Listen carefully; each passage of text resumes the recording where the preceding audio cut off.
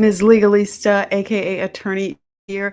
We are going to be talking about exposing romance lies, the whole scam, everything that these scammers say to you so that you know what to watch out for.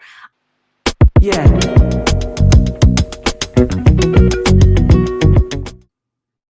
The FTC, Federal Trade Commission, has a website where they're constantly sharing consumer protection data.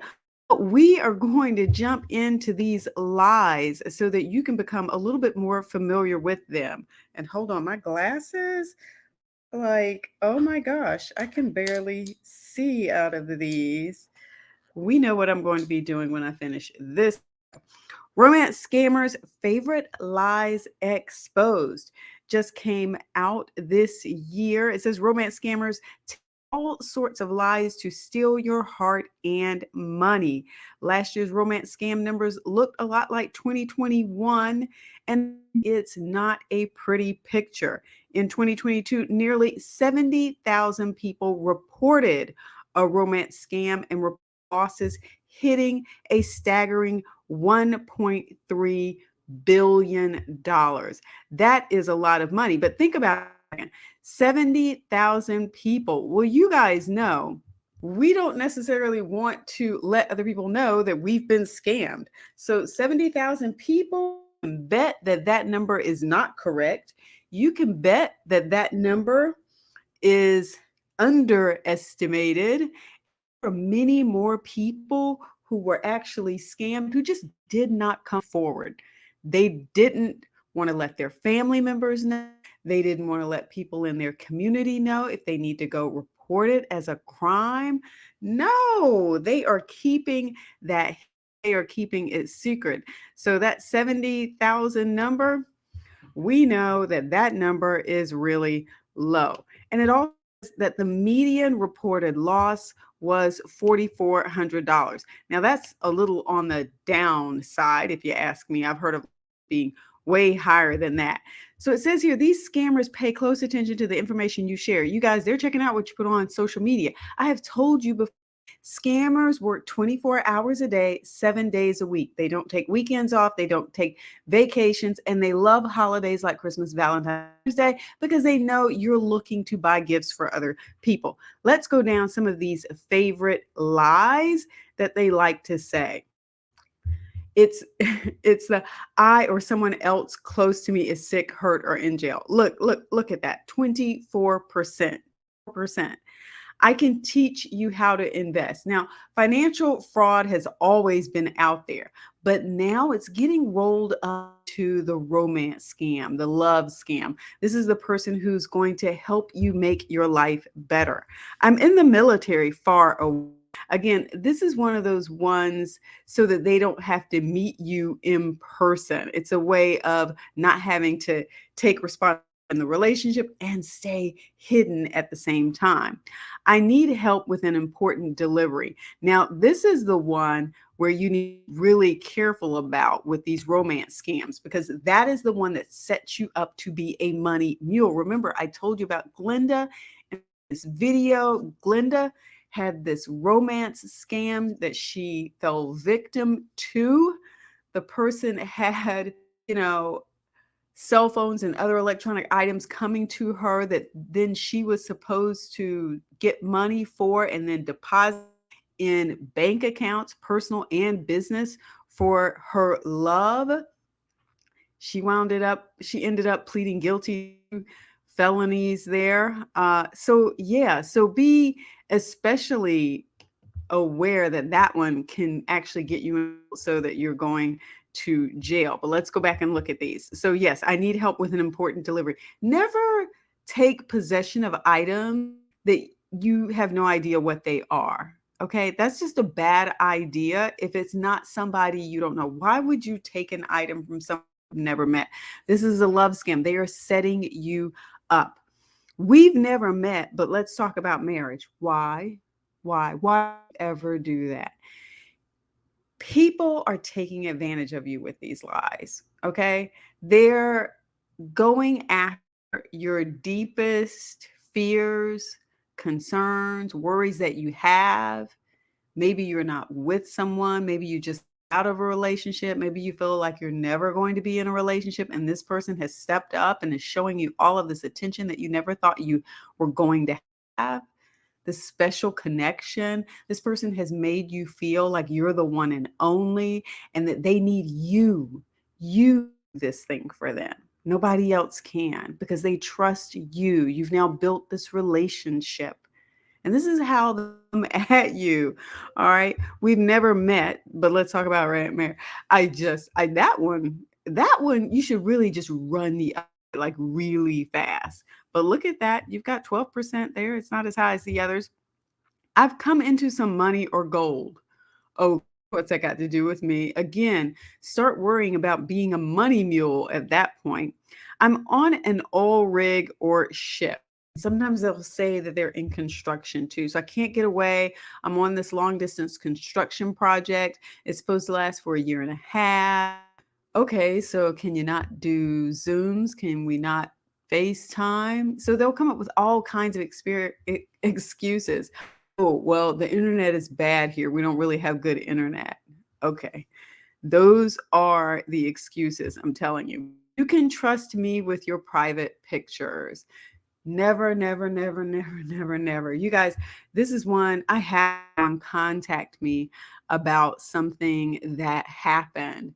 And the person had shared with him, and he looked at it at the time. He didn't know, he says he didn't know that this was going. This was a person who sent him something via Facebook Messenger, and he looked at it and he said that this person captured a picture of him looking at it, that there's some app that can do this. Now, let me first of all say this. As an attorney, I'm going to go ahead and just say I'm speaking for every attorney when I say this. If you lie to your attorney, then your attorney can give you good advice. Let me just go ahead and tell you that that's how it works. So if you lie to your attorney, expect to get information based on a lie. You're not going to get the best information back. Just keep that in mind.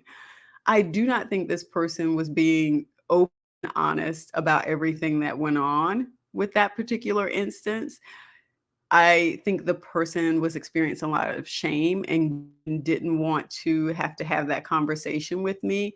Here's the thing. I'm not here to judge you. I'm not here to judge you. I'm here to give you some advice. I barely know you. You barely know me. So I get it. You don't trust me after having trusted this other person, and you see where that got. But at least you know that there's a state bar that you can call if I mess up. Now you're calling me because this other person messed up. So keep that in mind when you're having a conversation with an attorney. There is something called attorney-client privilege. You've probably heard of it. That will keep your attorney from having the opportunity to go out and blab your stuff to any and everybody in the world. Go ahead, share as much information as you feel comfortable with. Don't lie. Don't distort the truth. Okay. Just tell the attorney, there were some other things that went on too, and I'm a little concerned about talking about them. I don't feel comfortable talking about them. But here's sort of what happened. At least frame it that way. Do not talk to us as if we are dumb, deaf, blind, stupid, and didn't pass kindergarten, because that's how some people bring information. They are not going to see, hear, and understand what it is they are not saying, all of the details that they left out. So this person, I could hear through what this person was saying that he was not completely telling me the whole truth, because I would ask questions and the answer I got just didn't make sense. It was just like, okay, so I'd ask a question again and I'd get a different kind of response. It just was not helpful. It made it very hard for me to give him advice. So just keep that in mind if you get into one of these situations and you're just not sure who to go to and whether or not you can trust your attorney. I get it, but I'm telling you, if you lie to me, I can't give you the best advice here. All right, so this, you can trust me with your pictures? No, don't give them to him. Don't give them to him. That is one of the biggest scams that's going on now. Reports show romance scammers often use dating apps. That is another thing. You guys, the pictures that they're putting fake, the information that they're sharing about themselves, that's fake too. If these people If people that you find on these dating apps are so wonderful, you find Mr. or Ms. Right, and you think, this person I really like. We have some similar interests, a few things in common. Our backgrounds kind of match a little bit. They look great. They seem to have a healthy attitude, a healthy lifestyle. This might be someone I'm interested in go further. Well, do you think they're gonna pick out their ugliest picture, ugliest outfit, take a picture of themselves their worst feeling and worst looking day, and that they're gonna put every bad thing that they've ever done in their life up there? No. We all present the best image of ourselves. We have online resumes like the ones we have on LinkedIn. We have online social media accounts that are out there. And yes, sometimes we do share more personal details of our closer friends on some of those accounts. But most of the time, what we're putting out there is a pretty decent image or picture of life is. We come to that, trying to make sure that we still share a certain look and a certain style because we know that it may be a personal profile that we have. Employers still look at that, business partners still look at that.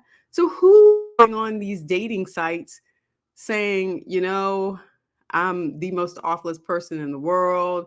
I did this, I did that, I got these bad habits. Most people don't do that. So, of course, you're going to find some great people up there because we put our greatest selves up there. So, don't expect to see, people telling you things that are necessarily bad. Save that for when you get to know the person, right? We all have things that may be challenging for us and challenging for other people. All right, so let's get back to this and see where we were with this. All right, it says here, in fact, 40% of people who said they lost more romance scam last year said the contact started on social media. What did I say? People reaching out to you on Facebook, Facebook Messenger, even LinkedIn. Like you don't even have to go to Tinder or Grinder or some of these other things. They will come to you where you already are. 19% said it started on a website or app. Website or app. Many people reported that the scammer then quickly moved the sweet talk to WhatsApp, Google Chat, or Telegram.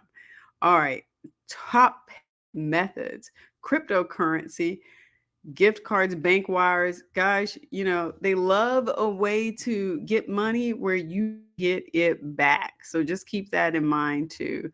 All right. It says the way romance scammers take your money is a important piece of the story. People reported sending more money to romance scammers using cryptocurrency and bank wires than any other. They together they accounted for more than 60%. So keep that in mind. While not the costliest payment method, gift cards are most frequently reported. 24% of people who reported losing money to romance scam in 2022 said it was taken using gift card. Okay. You guys go to reportfraudftc.com if you're in any sort of situation where you think someone is trying to defraud you.